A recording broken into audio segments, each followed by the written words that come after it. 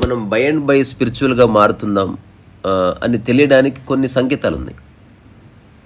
ఎవరైనా cross check చేసుకోవచ్చు. దీనికి పుస్తకాలు గురువులు ఎవరు అక్కర్లేదు.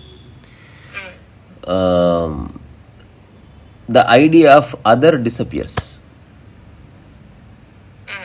ఇది ఒక సైన్. అంటే మీ మనసులో మెల్లమెల్లగా వేరే వాళ్ళ ఆలోచన తగ్గుతూ వస్తుంది. అంటే ఇది ఒక మొట్టమొదటి మేజర్ చేంజ్. ఎందుకంటే వేరే వాళ్ళ గురించి ఆలోచిస్తున్నంత వరకు మీరెప్పుడు మీకు అర్థం కారు. అంటే మొట్టమొదటిసారి టార్చ్ లైట్ వేరే వాళ్ళ మీద నుంచి మీ మీదకి వచ్చింది. ఇదొకటి. సెకండ్ది, మీ స్పీచ్ మీద మీకు ఒక కంట్రోల్ వస్తుంది న్యాచురల్గా. Where you are speaking unnecessarily అన్నది మొట్టమొదటిసారి తెలుస్తుంది, మీకే తెలుస్తుంది. అంటే ఎగ్జాంపుల్ ఎవరో అడుగుతున్నారు, ఇప్పుడు రమణ మహర్షి మౌనంగా ఉన్నారని చెప్తారు కదా.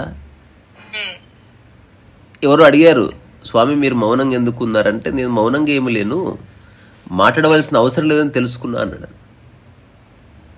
అంటే without me uttering a word everything is okay. So మీ ప్రజెన్స్తో అంతా సెట్ అయిపోవాలి, మీ చూపుతో సెట్ అయిపోవాలి. చివరి రిజార్ట్ కింద మాట ఉంది. కానీ మనం ఆర్డినరీ మ్యాన్ ఫస్ట్ మాటలతో మొదలు పెడతాడు, తద్వారా ఎప్పటికీ సెటిల్ కాదు. ఇదొకటి. మూడవది, ఒక మెకానికల్ రొటీన్ కాకుండా డైనమిక్ రొటీన్లోకి ఎంటర్ అవుతుంది మైండ్. మెకానికల్ రొటీన్ అంటే జాబ్ లాగా, డైనమిక్ రొటీన్ అంటే నేచర్ లాగా. You function as nature. అంటే చూసే వాళ్ళకి ఒక పద్ధతి పాడున్నట్టు ఉండదు, కానీ you discover A kind of rhythm. Because వేరే వాళ్ళ చింత పోయింది, అన్నెసెసరీ మాటలు పోయాయి. For the first time you feel lot of energy within. తద్వారా యూ హ్యావ్ టు వర్క్. అది వేరే వాళ్ళ కోసం చేసే పని కాకుండా యూ ఓన్లీ డూ ఇట్.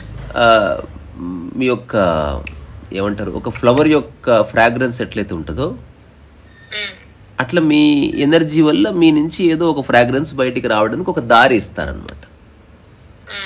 మీరు పాటలు రాయొచ్చు, లేకపోతే వంటనే చేసి పెట్టవచ్చు, లేకపోతే అన్నదానం చేయొచ్చు, లేకపోతే పెద్దవాళ్ళ కాళ్ళు పట్టవచ్చు, ఇల్లంతా క్లీన్గా పెట్టుకుంటూ ఉండొచ్చు. Doesn't matter. ఇవంతా ప్రపంచంలో ఉంటేనేమో మీరు అందరి చేత గుర్తింపబడాలన్న కాంక్ష ఉంటుంది. సో ఇక్కడ అది ఉండదు, ఎందుకంటే వేరే వాళ్ళ చింతనే లేనప్పుడు ఇక ఈ థాట్స్ అన్ని పోవడం మొదలవుతుంది. అంటే you are so pure at your work. మీరు కుక్కకి స్నానం చేస్తున్నప్పటికీ అది ఎట్లుంటుందంటే తిరుపతిలో వెంకటేశ్వర స్వామికి అభిషేకం చేస్తున్నట్టు ఉంటుంది అది. అట్లా ఇది ఖచ్చితంగా జరుగుతుంది. ఇవి మీరు ఇప్పుడు ఈ మూడు చెప్పాం కదా అని ఎవడన్నా చేయడం పోతే రాదు. ఇది ఇవన్నీ న్యాచురల్ ఒరిజినేషన్సే. వీటన్నిట్లో ఒక కామన్ థింగ్ ఏంది, for the first time awareness అనేది ఎస్టాబ్లిష్ అయింది. అక్కడి నుంచి ఇవన్నీ ఎస్టాబ్లిష్ అవుతాయి. ఎందుకంటే అవేర్గా లేకపోతే ఇవేవి లేవు. ఆ తర్వాత మీలో స్పిరిచువాలిటీ ఎస్టాబ్లిష్ అవుతుంది. అంటే స్పిరిచువల్ అంటే ద రిఫైన్డ్ మైండ్, అది అంతే. అంటే ఎక్స్ట్రీమ్లీ రిఫైన్డ్, ఒక బాగా పాలిష్ చేసిన డైమండ్ లాంటిది, బట్ న్యాచురల్గా పాలిష్ అయింది. అలా కనుక జరిగితే ఏమంటారు, మన ఇప్పుడు ఈ సెల్ఫ్లెస్ యాక్ట్ స్టార్ట్ అవుతుంది. When you give something to somebody, అయి ఉండదు, నేను ఇచ్చానని ఉండదు. అంటే ఎట్లా ఇస్తారంటే మీరు సబ్బు డొక్కులో సబ్బు పెట్టినట్టు ఒకరి చేతులు పెడతారు తప్ప ఎక్కడ అది ఉండదు. అంటే బికాజ్ ఆఫ్ నేను ఇస్తున్నానన్న థాటే ఉండదు అన్నట్టు. లేదా ఇవ్వరంతే, అంతే అంతే. It's okay. అంటే ఎవరి act is total, complete, perfect. అది చూసే వాళ్ళకి చాలా తప్పుడు సంకేతాలు వెళ్ళొచ్చు. Because for the first time a different mind is functioning here. అందుకని ఇనిషియల్ స్టేజ్లో అంత తప్పుగా అనిపిస్తుంది. అందుకే పిచ్చోడు అంటారు ఒక టైంలో. చూసేవాళ్ళు నీకేముండదు, నీకు పర్ఫెక్ట్ రిథమ్, నీకు అస్సలు ఉండదు. సో యూ ఫీల్ ఫెదర్ లైట్గా.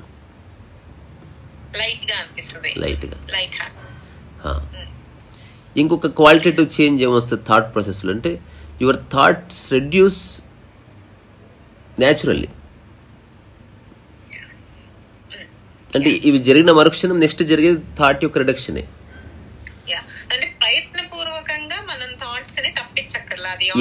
ఎంత ప్రయత్నం చేస్తే అంత పెరుగుతాయి థాట్స్. థాట్కి ఎఫర్ట్కి అస్సలు పడదు. నువ్వు జస్ట్ నువ్వు అట్లా పడుకుంటే మెల్లగా థాట్స్ పోవలసిందే. నేను థాట్స్ అన్ని ఆగిన తర్వాత అప్పుడు నేను స్లీప్లెస్ ఏమంటారు డ్రీమ్లెస్ స్లీప్లోకి వెళ్తా అంటే కుదరదు. సో ఇది ఎలా ఉంటుందంటే మైండ్ అనేది ఒక వాటర్కి సంకేతంగా చెప్తారు. Even I also approve that analogy. Water body ఎంత పెద్దగా ఉంటే నీళ్ళు ఆగడానికి అంత టైం పడుతుంది. నీ మనసులో ఎంత ఆలోచనల పరంపర ఉంటే అవి సెటిల్ అవ్వడానికి అంత టైం పడుతుంది. సో అందుకని ఇట్ టేక్స్ టైం. సో ఇనిషియల్గా అదర్ పర్సన్ ఎవడైతే ఇంటర్ఫియర్ అవుతున్నాడో, ఎవడైతే అనవసరంగా మాట్లాడుతున్నాడో, ఎవడైతే వేరే వాళ్ళ గురించి ఆలోచిస్తున్నాడో, ఇవి ఎంత చేస్తే అంత పెరుగుతాయి ఆలోచనలు. ఇవి కట్ చేసిన మరుక్షణం ఆలోచన తగ్గిపోతాయి. అప్పుడు ఆలోచనలు ఏ వస్తాయి అంటే ఓన్లీ నీకు సంబంధించినవే వస్తాయి. For the first time you are getting thoughts only related to you. ఇది ఒక major extraordinary blow to the mind అనమాట. అంటే ఇంతవరకు ఎప్పుడు వేరే వాళ్ళ గురించి వచ్చాయి, నా బిడ్డ ఇట్లా, మా అమ్మ ఇట్లా, ఈ దేశం ఏమైపోతుంది, రోడ్లు ఎందుకు ఇట్లా వేశారు, అసలు ఈ మధ్య వర్షాలు ఎక్కువ పడుతున్నాయి, అరే మీ డ్రెస్ చాలా బాగుంది, ఇట్లాంటి ఆలోచనలు. ఇవి ఆలోచనలే. ఫర్ ద ఫస్ట్ టైం ఇవేవి లేవు. తద్వారా నీకు ఎక్కువ ఆలోచనలు రావు. ఒకవేళ ఆలోచిస్తే ఇప్పుడు నేను ఏం పని చేద్దాం అని ఆలోచన వస్తుంది. ఉంటే ఆలోచన ఉంటుంది, సస్టైన్ అవుతుంది, డిసప్పేర్ అవుతుంది. బట్ ఆలోచన యొక్క పరిధిలో నువ్వు ఒక్కదానివే ఉంటావు. తద్వారా very sooner or later that transforms into action.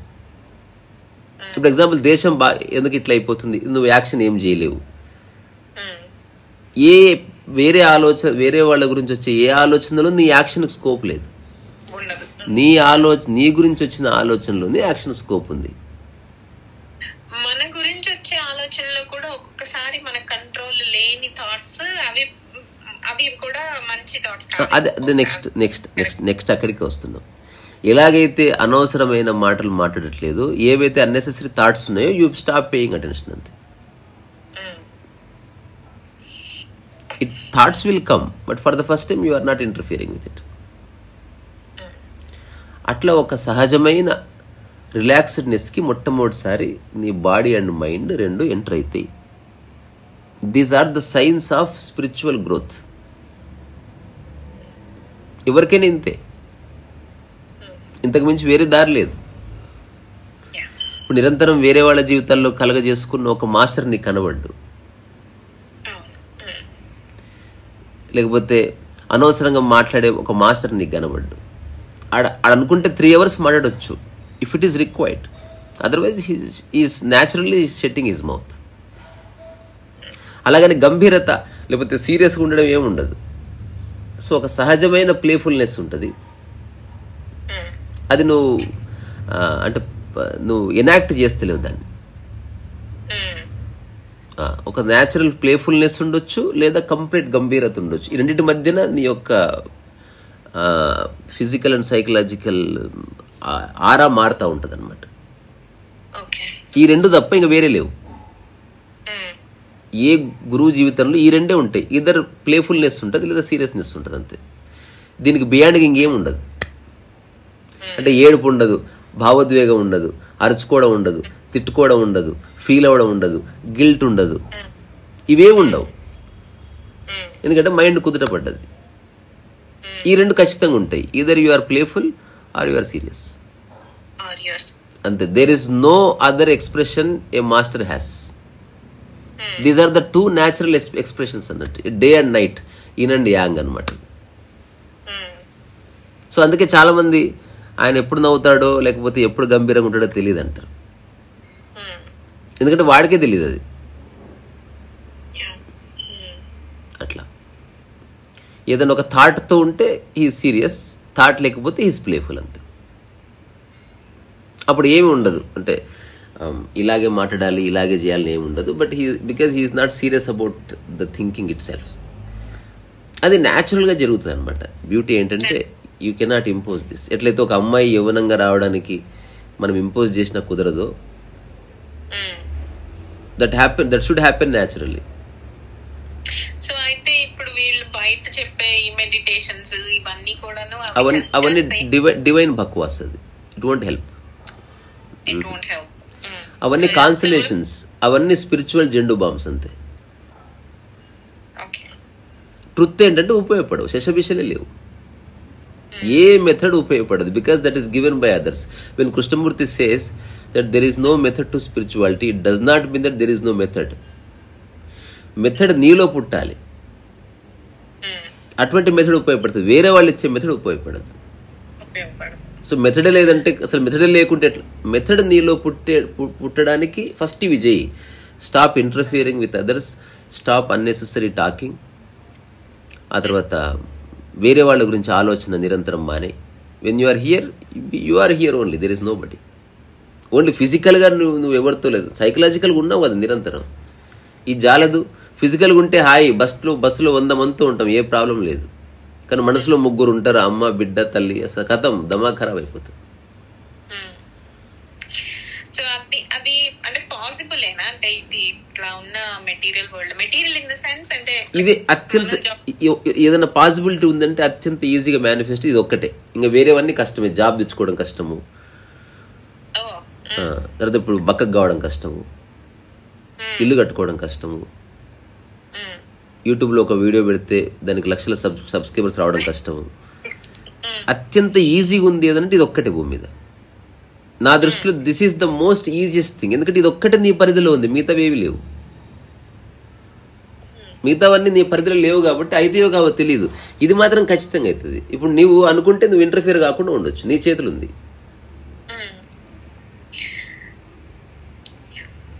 So ఇవన్నీ ఎస్టాబ్లిష్ అయితే దీని బై ప్రొడక్ట్స్గా చాలా బెనిఫిట్స్ ఉన్నాయి. ఒక న్యాచురల్ స్టెబిలిటీ అండ్ ఫోకస్ వస్తుంది. సడన్లీ నువ్వు ఎటు దిక్కు చూస్తే అటు దిక్కు పరిపూర్ణంగా చూడడం స్టార్ట్ అవుతుంది. అది నువ్వు చేయవు, ఇట్ హ్యాపెన్స్. అది బై ప్రొడక్ట్ అంతే. మనం మంచిగా బిర్యానీ చేస్తే హఠాత్తుగా స్మెల్ వస్తుంది, చూశారు? అట్లా there are many smells and many people feel it. అప్పుడు మెల్లగా ఫీల్ అవ్వడం మొదలవుతుంది. అతని దగ్గరికి వెళ్తే భలే ఉంది, అతను ఏమీ చెప్పలేదు కానీ నాకు సడన్గా చాలా హ్యాపీగా అనిపించింది. బికాస్ కంప్లీట్నెస్ ఎప్పుడు మనిషికి తృప్తినిస్తుంది. సింపుల్, అంతకుమించి వేరే. అది ఓకే, ఎట్లా ఇప్పుడు ఒక ఫుల్లీ ఎదిగిన అమ్మాయి చూడగానే ఒక చిన్న సాటిస్ఫాక్షన్ ఉంటుంది, కంప్లీట్నెస్ ఉంది అక్కడ. అట్లాంటిది ఏదో ఒక మంచి ఎదిగిన చెట్టును చూస్తే ఒక సాటిస్ఫాక్షన్ ఉంటుంది. మంచి పూలున్న చెట్టును చూడగానే నీకు ఒక సాటిస్ఫాక్షన్. అంటే మన ప్రయత్నమే టు మీట్ ద కంప్లీట్నెస్. అట్లా. సో కంప్లీట్నెస్ ఉన్న చోట నువ్వు కంప్లీట్గా ఉంటావు, స్థిరంగా ఉన్న చోట నువ్వు స్థిరంగా ఉంటావు, కదిలే చోట నువ్వు కదులుతావు, పరిచయం అయ్యే చోట నువ్వు పరిచయం అవుతావు. It is all reflections.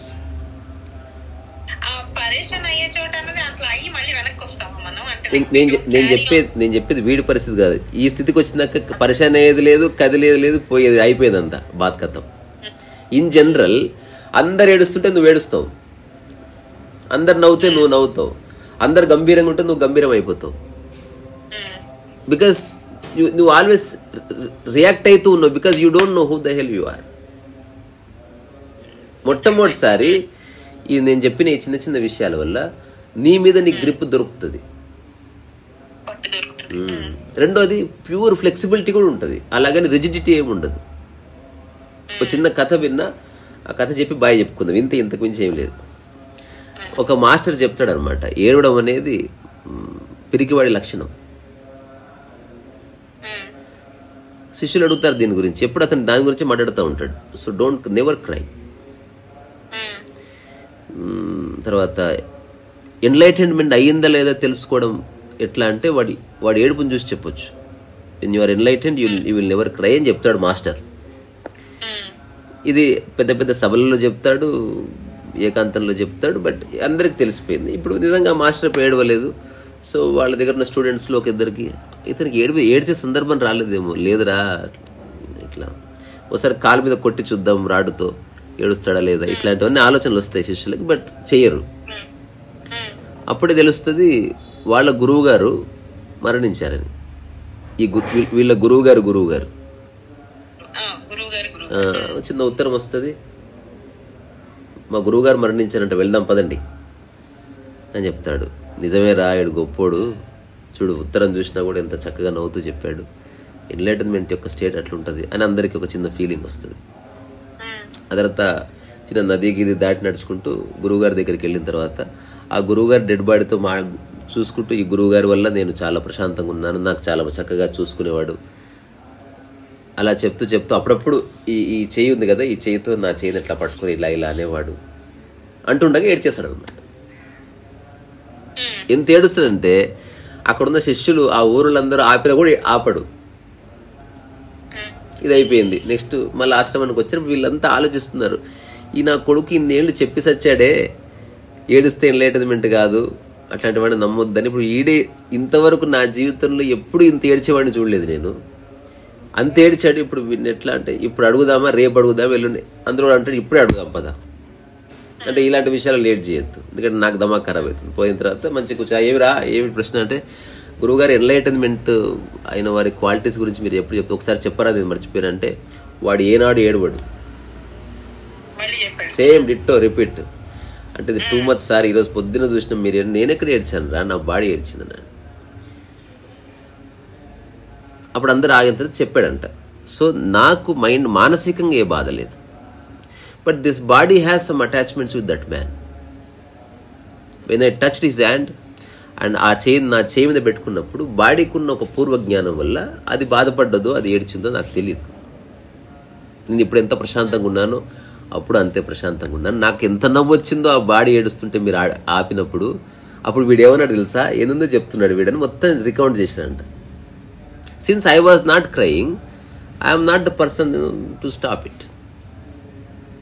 బాడీకి ఒకనొక గ్రాస్ రియాలిటీ, అది ఇట్ టేక్స్ టైం. ఇప్పుడు దెబ్బ తాకిందనుకో, నా మనసుకు గాయమైతే నిమిషంలో మానుతుంది, లేదా 50 ఏళ్ళు గుర్తుపెట్టుకుంటుంది. ఇప్పుడు బాస్టర్డ్ అన్నారు ఎవరిని మిమ్మల్ని అనుకుంటే సంవత్సరం గుర్తుపెట్టుకుంటారు మీరు. దానికి మంది ఏమిటి, అతను అందరి ముందు సారీ చెప్పాలి. ఇప్పుడు అతను అందరి ముందు సారీ చెప్పగానే మనసులో ఉన్న గాయం వెళ్ళిపోయింది, అసలు గాయమే లేదు, మీరే ఆ గాయాన్ని హోల్డ్ చేశారు. కానీ బాడీ అట్లా కాదు. బాడీకి గాయం అయితే మీకైనా, ప్రధానమంత్రికైనా, కుక్కకైనా, పిల్లికైనా ఒకటే ప్రాసెస్. అట్లా బాడీకి ఉన్న అటాచ్మెంట్కి మందు లేదు. సో బాడీకి అటాచ్మెంట్ ఏర్పడితే బాడీ బాధపడవలసిందే, దానికి వేరే ఆప్షన్ లేదు. సో మైండ్కి అట్లాంటిది సో నా మానసికంగా నాకే బాధ లేదు. సో అందుకని మళ్ళీ చెప్తున్నా, ఏడవడం అంటే బాడీ పరంగా ఏడవడం కాదు. ఇక్కడ వద్దు, ఇక్కడేదో కారణం చేత శరీరాన్ని ఏడిపియకు. శరీరం తనంతకు తాను ఏడుస్తుంది. దానికి ఎగ్జాంపుల్ చెప్పనా, ఏ బాధ లేకుండా ఉల్లిపాయలు తరిగినప్పుడు ఏ బాధ లేకుండా ఏడుస్తారు. అది బాడీ ఏడుపు, అది మీకు సంబంధం లేదు. సో అట్లా డోంట్ గెట్ కన్ఫ్యూజ్డ్. ఇప్పుడు ఉల్లిపాయలు తరుగుతున్న వాడిని చూస్తే వాడు ఏదో చాలా కష్టాల్లో కన్నీళ్ళు ఉన్నాయని అనుకుంటాం మనం, బికాస్ కన్నీళ్ళు సిమిలర్గా ఉంటాయి. కానీ అట్లా ఏమి లేదు. సో నేను మళ్ళీ చెప్తున్నా, when you are enlightened, either you are serious or playful, you will never cry. Body may cry, body diseased అవ్వచ్చు, బాడీ పర్షన్ కావచ్చు, బాడీకి చెమటలు పట్టవచ్చు, మైండ్కి అవేవి లేవు. It is free from all that. So these are truths. ఇలా జరుగుతుంది యాక్చువల్లీ. కానీ ఇది చెప్పండి. మీరు ఇందాక అన్నారు చూసారా, ఎవరన్నా మనల్ని ఒక మాట అంటే మళ్ళీ అక్కడ నుంచి క్లోజర్ వచ్చే వరకు ఇట్స్ రియలీ హార్డ్ టు, అంటే యూజువల్లీ నార్మల్ హ్యూమన్ మైండ్ గురించి చెప్తున్నా నేను. It's really hard. ఆ క్లోజర్ మనకు వచ్చేంత వరకు మనం దాని నుంచి బయటపడటం కష్టం. And which is the closure మన కంట్రోల్లో లేని విషయం కదా, మనం ఇవ్వలేము ఆ క్లోజర్ ని. ఎట్లా ఆ కంట్రోల్ ఇందులో ఎక్సర్సైజ్ ఏమీ లేదు. So you should stop taking your self seriously, that's all. As you dissolve, everything dissolves. దీనికి వేరే ఆప్షనే లేదు. మిగతా ఆప్షన్స్ అన్ని బక్వాస్ ఆప్షన్సే. అవి నేను ఇంకి తిరిగిస్తాయి. ఒక సైక్రియాటిస్టు లేదంటే ఏదైనా చెయ్యి, ఇదంతా సెల్ఫ్ హెల్ప్ బుక్స్, క్యాండిల్స్, ఇవన్నీ they won't help. One thing, you dissolve. నీ ఐడెంటిటీ డిసప్పియర్ అవుతున్న కొద్దీ ఆ ఐని పట్టుకున్నవన్నీ పోతాయి. సింపుల్. ఇప్పుడు నేను చెప్తున్న దాంట్లో యు ఆర్ బికమింగ్ జీరో, అంతే. సో తద్వారా మీ నిజమైన అస్తిత్వం ఆవిష్కారం జరుగుతుంది. ఇది చాలా బ్లెస్డ్ థింగ్ అనమాట. అంటే ఒకవేళ ఎవరన్నా అడగొచ్చు, నన్ను అడుగుతారు అందరూ, ఒకవేళ ఇది మేనిఫెస్ట్ అయింది ఏమిటంటే లాభం? ఏ లాభం లేదంట. నేను you live your life in it's totality, కంప్లీట్గా, ఏ డిస్టర్బెన్స్ లేకుండా, ఏడుపు లేకుండా, వేరే వాళ్ళ మీద కోపాలు లేకుండా, అరుచుకోకుండా, కేకలు వేసుకోకుండా ఒక నది ప్రవహించినట్టు ఉంటుంది జీవితం. జీవితం జీవించడానికి, తిట్టుకోవడానికి, కొట్టుకోవడానికి, ఫీల్ అవ్వడానికి కాదు. సో అట్లా నీ జీవితం కృతకృత్యం అవుతుంది, అంతే. ఇది ప్రాపంచిక విషయాల్లో సక్సెస్ సాధించడానికి ఇదేం ఉపయోగపడదు అసలు. Wherever you are, whether you are in the world, you are in heaven, if you have this mind means you are done with life. అంటే నువ్వు చక్కగా జీవించడం ఉంది. ఊర్లో వెళ్తే ఊర్లో ఉంటావు, అమెరికా వెళ్తే అమెరికాలో ఉంటావు, ఎక్కడుంది నీ పని నువ్వు చేసుకుంటావు, అంతే. ఇంపాక్ట్ ఉంటుంది. Mind is free now. ఎక్కడున్నా నీ పనిలో నువ్వు ఉంటావు. అట్లా. సో దాదాపు సొసైటీ పెట్టే మెట్రిక్స్ గానీ, మెజర్స్ గానీ అవేవి మనం మైండ్కి పట్టించుకోకూడదు. అప్పుడు అవసరం కోసం చేయడం తెలుస్తుంది. అప్పుడు నీ యొక్క ఐ డిస్టర్బ్ కాదు. ఫర్ ఎగ్జాంపుల్ నువ్వే, నేను ఒక ప్లేయర్ చేస్తున్నా, మీరు వచ్చి రండి, మీరు ఒక పోలీస్ ఆఫీసర్ వేషం ఎదురు మీసం పెట్టుకోవాల్సి వస్తుంది అన్నా. సరే అన్నారు, పెట్టుకున్నారు. మీ ఐ డిస్టర్బ్ కాదు. Because since you know this is acting, you are free from it.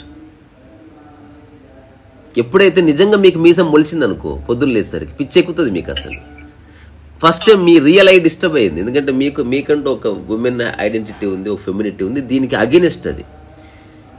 అదే మీరు నాటకంలో ఆ మీసం పెట్టుకుంటే ఇంకా మంచి పెట్టుకోవాలని చూస్తారు. When you know it is play, you do it very well. తెలుసుకో సంసారం ఒక నాటకం అని, తద్వారా యూ పర్ఫార్మ్ వెల్. సంసారాన్ని నాటకంగా తీసుకున్నవాడు చాలా బాగా ఎంజాయ్ చేస్తాడు. ఇది నేను చేస్తూ చెప్తున్నా. అన్ని పెంటల మధ్యనే ఉన్నా నేను, ఎక్కడికి పారిపోవాల్సిన అవసరం లేదు. జస్ట్ ఇది ఆట అని తెలుసుకో, చక్కగా ఆడు, అంతే. Perform well.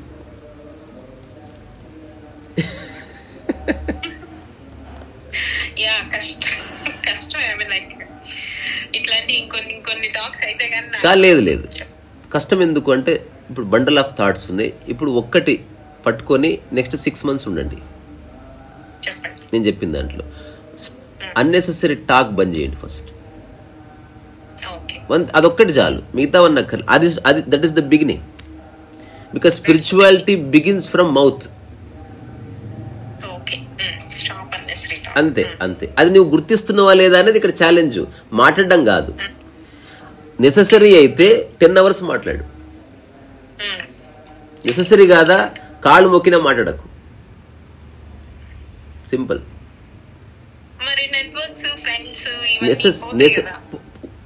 ఇదంతే. ఏది ఉండాలని అది ఉంటుంది, ఏది పోవాలని అది పోతుంది. ఖచ్చితంగా ఉంటారు. నువ్వు ఎట్లున్నా ఉంటారు ఉండేవాళ్ళు. అప్పుడే నీ నిజమైన స్నేహితులు నీకు దొరుకుతారనమాట. Because they have seen your reality. So మీ ఫాల్స్ ఐడెంటిటీ పోతున్న కొద్దీ మీ రియాలిటీ, మీ రియల్ పీపుల్, మీ రియల్ వస్తువులు, మీ రియల్ నేచర్, మీ రియల్ కర్టెన్ అన్నీ వస్తాయి లైఫ్లోకి. వాట్ ఈజ్ రియల్లీ రిక్వైర్డ్ మాత్రం మిగులుతుంది, మిగతా అంతా మిగుతుంది. వెళ్ళిపోవాలంట నేను, అంతే. ఇది అంటే జస్ట్ ఒక లాస్ట్ క్వశ్చనే. మనకి థాట్లెస్ స్టేట్ అంటాం కదా, లైక్ ఏ థాట్ నెగటివ్ ఒక థాట్లెస్ స్టేట్ కి మనం ఒకవేళ దానికి ఆ మూమెంట్ అచీవ్ చేయగలిగితే, ఇఫ్ ఎట్ ఆల్ హైపోథెటికల్లీ, అది రియల్ గా లైక్ ఆత్మదర్శనం మూమెంట్ అంటారా? Like that's when you can really experience yourself. Philosophically that is right, but in reality అలా ఉండదు. So there is no atma and where you can do your darshan. మీరే రాశారు book మరి. అదే చెప్తున్నా, అదే పదాలను అర్థం చేసుకోవడంలో ఉంటుంది అన్నట్టు. ఇప్పుడు ఈరోజు ఇప్పుడు ఉదాహరణకి దేవుడి దర్శనం అయింది. మనకు తెలుగు భాష వల్ల చాలా ప్రాబ్లమ్స్ ఉన్నాయి. దర్శనమైంది అనగానే మనకు వచ్చే ఫస్ట్ థాట్ దేని దర్శనమైంది అని. సో ఇక్కడ ఆత్మదర్శనంలో అదరే లేదు కాబట్టి ఉన్నది కనిపించిందని. That's all. ఏది ఉందో అది దర్శనం అయింది అన్నట్టు. That's all. దట్ ఈస్ ఆత్మదర్శనం. So I'll share a glimpse. So this is one of the greatest book. Ramana Maharshi జీవితకాలంలో తన కాన్వర్జేషన్స్ నుంచి రాసిన ఎగ్జాప్ట్స్ ఇవన్నీ. పుస్తకం పేరు నీ సహజ స్థితిలో ఉండు. ఇందులో ఆత్మ అనే దాన్ని ఎట్ట నిర్వచించిండు చూడు రమణ తాత.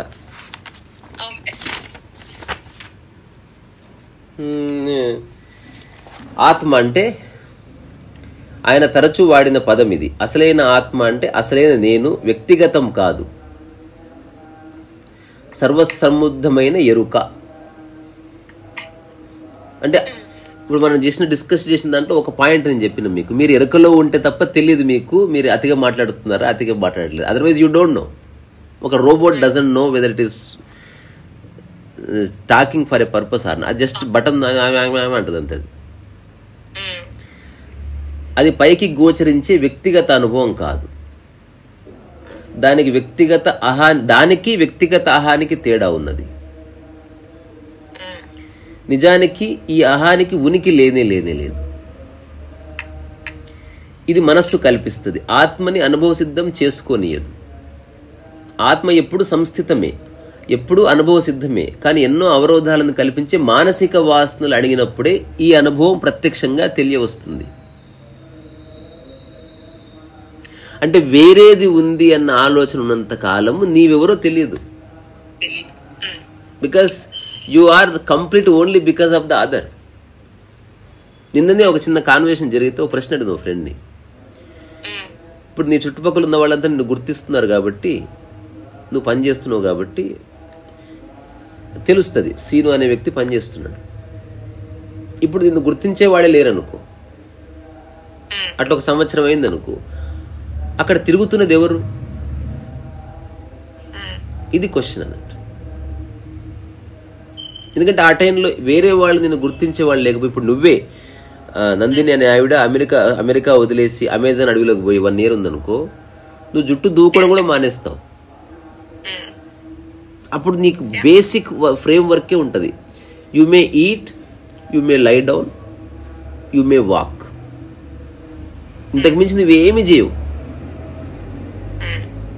తద్వారా you may forget your name also. ఎవరైతే అడవుల్లో గిరుల్లో చాలా సంవత్సరాలు ఉన్నారో వాళ్ళు చెట్ల మీద రాళ్ళ మీద చెక్కి పెట్టుకున్నారు పేరు మర్చిపోతామని.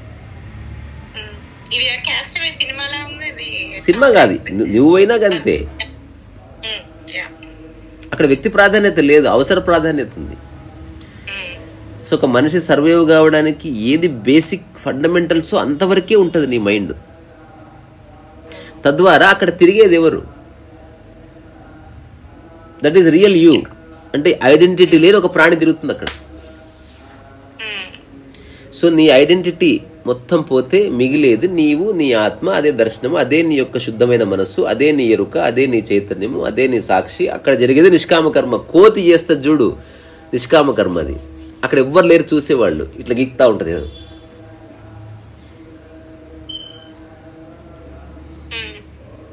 ఇంతే, ఎక్కువ లేదు వ్యాఖ్య, కొంచెమే ఉంది. కానీ ఆ కొంచాన్ని తప్పుగా అర్థం చేసుకుంటే ఎవడన్నా వచ్చి దీనికి ఒక పద్ధతి ఉపయోగపడుతుంటే ఇప్పుడు విషయం పక్కకి జరిగి పద్ధతిలో పడ్డం మొదలవుతుంది అన్నట్టు. ఏ పద్ధతి లేదు. పద్ధతిని పట్టుకొని వాడికి తొందర చిక్కుతుంది, తొందర స్టక్ అవుతుంది. నువ్వు పద్ధతిని పట్టుకుంటే పద్ధతిలో పడతావు, పద్ధతిని రిఫైన్ చేయడంలో పడతావు. దానికి ఒక ఎండ్ లేదు. ఇంకా ఎక్కడ ప్రాక్టీస్ ఉందో అక్కడ డిగ్రీస్ ఉన్నాయి. ఇదొక్కటి మర్చిపోవద్దు ఎవ్వరు. ద మూమెంట్ ప్రాక్టీస్ అనేది నీ థాట్ మైండ్లోకి వస్తే, నువ్వు అది ఆచరిస్తే డిగ్రీస్ వస్తాయి. ఎంత ప్రాక్టీస్ చేసినావు, ఎంత ఆ ప్రాక్టీస్లో బెస్ట్ ప్రాక్టీస్ ఉంది, వరస్ట్ ఉంది, మీడియోకర్ ఉంది. ఇప్పుడు నేను చెప్తున్నది ప్రాక్టీస్కి అతీతం. నేను ఎక్కడ సాధన చేయమని చెప్పే ఆ పదమే వాడలేదు, దరిద్రం పదం తీసేయాలి అసలు లైఫ్లోకి వెళ్ళి. టమాటా కూర చేయాలంటే సాధన అవసరం, జీవించడానికి ఎందుకు అంటే నీకు ఎక్స్టర్నల్గా ఉన్న దాన్ని అర్థం చేసుకోవాలంటే సాధన, సైకిల్ నేర్చుకోవాలంటే సాధన, విమానం నేర్చుకో సాధన, మాట్లాడకుండా ఉండడానికి సాధన ఎందుకు? So to remain silent you don't need Sadhana, just shut your mouth అంతే. అంటే నేను ఫస్ట్ ఇలా పెడతాను, తర్వాత 2 రోజులకు నోరు దగ్గరకు వస్తుంది, 3 రోజులు నోరు అదుకుతుంది, అట్లేం లేదు కదా.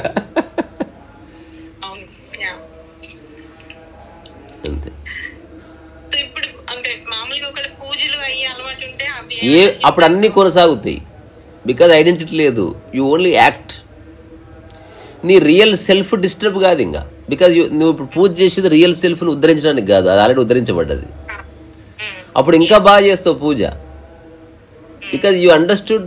అది అందులో ఒక ఆనందం ఉంది, చిన్న యోగా ఉంది, ఒక రిథం ఉంది. ఆ శబ్దం కొడుతుంటే గంట శబ్దం వచ్చింది, you are enjoying it. Perspective టోటల్గా మారిపోతుంది. ఒక స్టూపిడ్ పర్సన్ పూజ చేయడానికి, ఒక ఎన్లైటెండ్ మ్యాన్ పూజ చేసినప్పుడు అసలు పూజ వేరే. అది ఇట్ ఇస్ నాట్, అంటే ఈ కాంటెక్స్లో చూడడానికి లేదు. వాడు రియల్ సెల్ఫ్ డిస్టర్బ్ కాదు గనక, రియల్ సెల్ఫ్ను ఉద్ధరించుకునే పని లేదు గనక, వాడు ఆల్రెడీ బాగానే ఉన్నాడు గనక అప్పుడు పూజ అనేది శుద్ధ కర్మ కిందికి మారుతుంది అన్నట్టు. మొట్టమొదటిసారి it becomes pure selfless act, that is real puja. అందుకే యోగులు టైంపాస్ ఇప్పుడు అడవుల్లో ఉంటారు, వాళ్ళకి టైంపాస్కి భజన చేసేవాళ్ళు. ఇప్పట్లాగా షార్ట్స్ గిట్స్ నెట్ఫ్లిక్స్ లేదు కదా పాపం, they need some entertainment. So దానికి అత్యంత దగ్గర దారి ఒక దేవుడిని తలుచుకుంటే అందరు వస్తారు కదా. అంటే most of the people worship Shiva, దాని ఇంకో డైలీ రొటీన్ కదా ఒక చిన్న ఊతం ఇస్తుంది. అంటే నీ డే అంతా ఎట్లా నింపుకోవాలి మరి? ఇప్పుడు అంటే చాలా యాక్టివిటీస్ ఉన్నాయి. ఎప్పుడు అడవిలో ఉన్నాడు తట్టువాలే బాబా, ఏం చేస్తాడు ఆయన పాపం? ఎంతసేపు అని కూర్చుంటాడు, ఎంతసేపు ప్రవచనం ఇస్తాడు? సో ఏమి లేదు కాబట్టి నీ రోజుని ఏదో ఒక దాంతో నింపవలసి వస్తుంది. దానికి ఒక చిన్న శాంక్టిటీ ఎలాగూ ఇస్తాడు అంటే నీకు మైండ్ ప్యూర్ అయినప్పుడు నువ్వు చేస్తే చేస్తావు, లేకపోతే చేయవని చెప్పిన కదా. చేస్తే పరిపూర్ణంగా చేస్తావు. ఇంకా రమణ మహర్షి బొమ్మ చెక్కుతా అందరంట, నా బొమ్మ ఎందుకు వద్దన్నాడంట. ఇంకా భక్తులంతా ఎంటబడ్డారు. ఆశ్రమ కార్యనిర్వహణాధికారి, అయ్యా మీరు చాలా మహానుభావుడు, మీ విగ్రహం చెక్కిస్తాం, ఒప్పుకోండి. నో. సో ఇట్లా కొంతకాలం గడిచిన తర్వాత రమణ మహర్షి దగ్గరికి వచ్చారంట. మళ్ళీ ఇది నడిచింది ఒక 4-5 years 6 years నడిచింది కథ. అడిగారు బొమ్మ, సరే చెక్కియండి అన్నాడు. అన్న తర్వాత చిన్న మెలిక పెట్టాడు. ఇప్పుడు ప్రపంచంలో బెస్ట్ స్కల్ప్టర్ చెక్కాలి, మంచిగా రావాలి మరి అన్నాడు. అంటే నువ్వు చెక్కమన్నా కదా అని ఈ అంబేద్కర్ గారి బొమ్మలు అడ్డగోలే పెడతారు చూసావు, దట్ ఈస్ ఇన్సల్ట్. చేస్తే పరిపూర్ణంగా చేయండి, లేకపోతే చేయొద్దు. Same thing happen in Osho life also. Me talks అని రికార్డ్ చేస్తాం, వీడియో తీస్తాం వద్దనంట. ఇది ఒక 1 or 2 years నడిచింది డిస్కషన్. గాలికి వెళ్ళిపోతేనే మంచి మంచి మాటలు రికార్డ్ చేస్తాం, వద్దు. వస్తానంటే చేయాలి, కానీ ప్రపంచంలో బెస్ట్ రికార్డింగ్ ఎక్విప్మెంట్ ఉందో అది ఉంటేనే చేస్తాను. సో ఇట్లుంటుంది. అంటే చిన్నపిల్లల వైఖరి ఉంటుంది, చేయరు లేదా చేస్తారు. ఏదైనా కంప్లీట్ ఉంటుంది, పడితే మొండి పట్టు లేదా ఏదో. ఇప్పుడు అందుకే ఇప్పుడు యోగిని అర్థం చేసుకోలేం. ఏముంది డబ్బుదేముంది అంటాడు, గంట తర్వాత రూపాయి కోసం గంట తిడతాడు ఒకడిని. నాకు నిజంగా ఇది అనిపించిందండి, ఎందుకంటే జిడ్డు కృష్ణమూర్తి గారిది కూడా మామూలు ఆయన ఇట్లా ఆయన నిజంగా ఫైట్ చేశారు కదా. మస్తు ఈజ్ వెరీ సీరియస్. ప్రతి యోగి మెంటల్ వెల్ మనుషులు. అంటే మనం బయట నుంచి చూస్తే అట్లా అనిపిస్తుంది, వాళ్ళు ప్రతి స్థితిలోనూ తిడితే పరిపూర్ణంగా తిడతారు, సెల్ఫ్ డిస్టర్బ్ కాకుండా. ఎక్కడ సెల్ఫ్ డిస్టర్బ్ కొడితే అట్లా కొడతారు పర్ఫెక్ట్గా. ఎవరైతే వాళ్ళతో తిట్టించుకుంటున్నారో, వాళ్ళతో కొట్టించుకుంటున్నారో వాళ్ళకి ఇంత కూడా డిస్టర్బెన్స్ ఉండదు. ఒక తల్లి పిల్లవాడిని తిట్టినట్టు ఉంటుంది. అంటే లోపల ఏం డిస్టర్బ్ కానీ ఒక ఓన్లీ ఆ టైం బీయింగ్ కోసం వస్తున్న మాటలు అవి. అంత సెల్ఫ్ డిస్టర్బ్ కాదు ఇంకా. Absolutely no disturbance. నువ్వు అరుస్తున్నా అంతెందుకు. రీసెంట్గా ఒక చిన్న సంఘటన జరిగింది, అది చెప్పి ముగిస్తా. ఇప్పుడు అరుస్తున్నప్పుడు మైండ్ డిస్టర్బ్ అవుతుంది కదా, మరి డిస్టర్బ్ కాకుండా ఎట్లా అరవాలి? అన్న తర్వాత అనుకోకుండా ఒక సందర్భం వచ్చింది, పెద్ద గొడవ అయింది నాకు ఒకరితో. అట్లా గట్టిగా అరుస్తూ ఇలా అరవాలి అని ఐ కంటిన్యూడ్ అనమాట. అవేర్నెస్ ఉంటేనే ఇట్లా, లేకపోతే నువ్వు అవేర్నెస్ ఇప్పుడు ఎవడన్నా కోపంతో ఉన్నప్పుడు అవేర్నెస్తో ఉన్నవాడికి అవేర్నెస్తో లేనివాడికి ఒక చిన్న క్వాలిటేటివ్ చేంజ్ ఉంటుంది, మీరు చెక్ చేసుకోండి. అవేర్నెస్ లేనివాడు మెల్లగా బూతుల్లోకి దిగుతాడు, మెల్లగా నోరు తడబడుతుంది, భాష ఫ్లక్చువేట్ అవుతుంది, నత్తి వస్తుంది. అవేర్నెస్ ఉన్నప్పుడు you only raise your voice, you have a clear mind. ఎవడి మీద హేట్రెడ్ లేదు, ఏమి లేదు. You want to put forth a point. వాడు అరుస్తున్నాడు కాబట్టి ఈక్వలెంట్గా అరవవలసి వచ్చింది అంతవరకు. నెక్స్ట్ అరవడం అయిపోయిన తర్వాత 1 సెకండ్లో he's normal and he's doing his job. కానీ ఎవడైతే ఇన్ఫెక్ట్ అయ్యి అరిచాడో వాడికి కపుల్ ఆఫ్ అవర్స్ పడుతుంది టు గెట్ సెటిల్డ్, బికాజ్ లోపడంతా ఛిద్రం అయిపోయింది. చిన్న చిన్న విషయాల్లో చాలా గొప్ప గొప్ప విషయాలు ఉన్నాయి. మనం ప్రాక్టికల్గా చేసి చూస్తే ఏ గురువు అక్కర్లే, సరే ఎవడో ఒకటి సాయం చేయాలి. ఇప్పుడు నేనేదో మీకేదో వాగుతున్నట్టు, అక్కడితో అంతవరకు చాలు. అంతకుమించి ఒక్క ఈయన చూడ ఎక్కువ అక్కర్లేదు. సరేనా మరి? సరే సరే, బాయ్. జీవితకాలం. సరే మరి, ఉంటాను.